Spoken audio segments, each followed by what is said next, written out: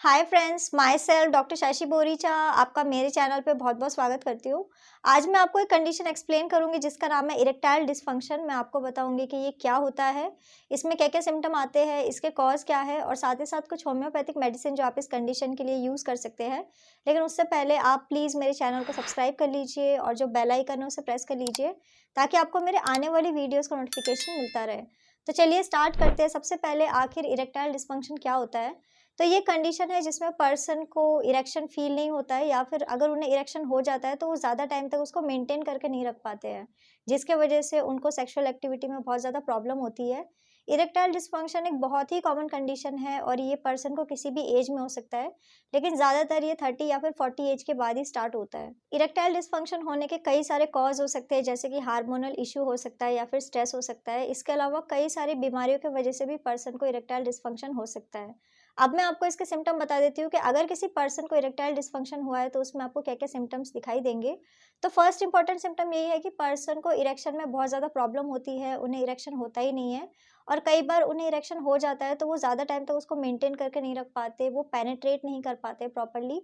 इसके अलावा पर्सन को प्रीमैच्योर इजैकुलेशन की कंप्लेंट हो सकती है, उन्हें सीमेन बहुत जल्दी आउट हो जाता है।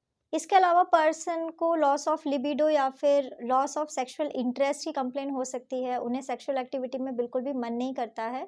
इसके अलावा ऐसे पर्सन मेंटल और फिजिकली भी बहुत ज़्यादा वीक फील करते हैं और फ्रस्ट्रेटेड फील करते हैं। अब मैं आपको इसका कॉज बता देती हूँ कि आखिर क्या रीज़न है किसी पर्सन को ये डिजीज़ होने का। तो जैसे कि मैंने आपको पहले ही बताया कि इसके कई सारे कॉज हो सकते हैं।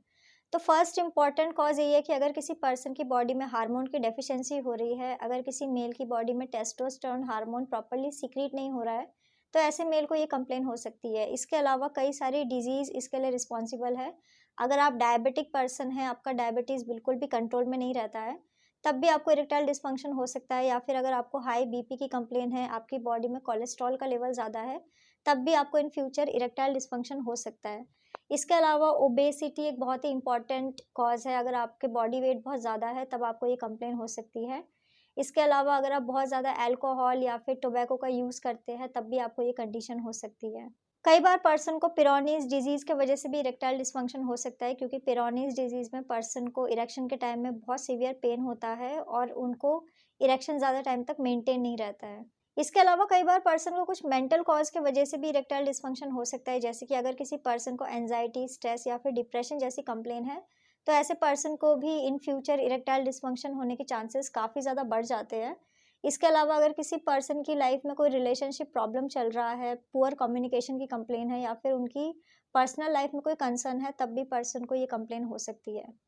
अब मैं आपको कुछ होम्योपैथिक मेडिसिन बता देती हूँ जो आप इस कंडीशन के लिए यूज़ कर सकते हैं। तो मेडिसिन जैसे कि आप डेमियाना क्यू मेडिसिन का यूज़ कर सकते हैं, आप एवेना सटाइवा क्यू मेडिसिन या फिर आप जिनसेंग क्यू मेडिसिन का यूज़ कर सकते हैं। ये सारी की सारी मेडिसिन आपको 10 टू 15 ड्रॉप हाफ कप पानी में डाल के दिन में 3 बार यूज़ करना होगा। सो फ्रेंड्स, ये था इरेक्टाइल डिस्फंक्शन। मैंने आपको बताया कि ये क्या होता है, इसमें क्या-क्या सिम्पटम आते हैं, इसके कॉज़ क्या है और साथ ही साथ कुछ होम्योपैथिक मेडिसिन जो आप इस कंडीशन के लिए यूज़ कर सकते हैं। तो अगर आप किसी भी कंडीशन के लिए मुझसे कंसल्ट करना चाहते हैं, तो आप मुझे मेरे व्हाट्सएप नंबर पे मैसेज कर सकते हैं, मैं आपको रिप्लाई करूँगी।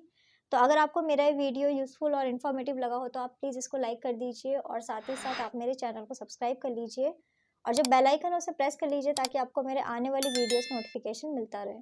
तो आज के लिए बस इतना ही। Thank you.